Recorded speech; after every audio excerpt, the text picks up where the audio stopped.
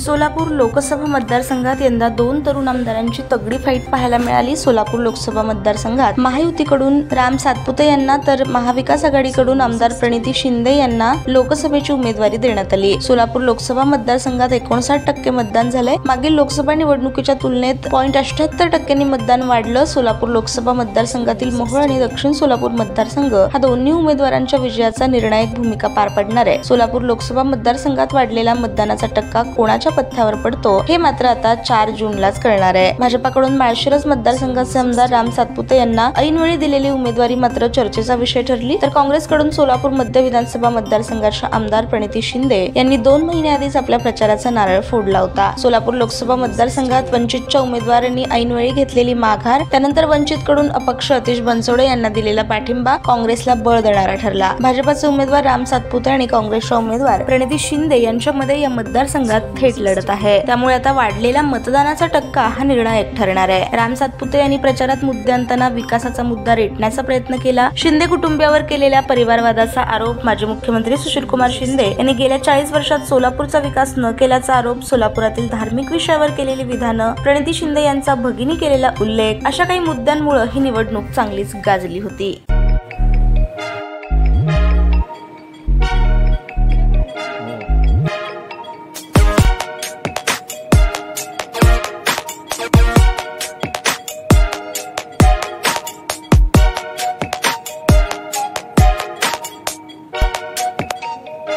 सोलापूर शहरातील सुप्रसिद्ध हॉस्पिटल म्हणजे सेंट्रल मल्टी स्पेशालिटी हॉस्पिटल मागील अनेक वर्षापासून सेवा बजावत आहे। 24 तास इमर्जन्सी सर्व्हिस, मॉडर्न टेक्नॉलॉजी, अनुभवी डॉक्टर्स तसेच अत्याधुनिक तंत्रज्ञान सुविधांनी सुसज्ज स्त्रीरोग प्रसूती विभाग, ऑर्थोपेडिक विभाग, मेडिकल विभाग आणि इतर एकमेव नाव म्हणजे सेंट्रल मल्टी स्पेशालिटी हॉस्पिटल।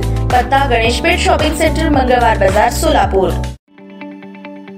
ताज्या बातम्या पाहण्यासाठी प्राईम महाराष्ट्र न्यूज चॅनलला सबस्क्राईब करा।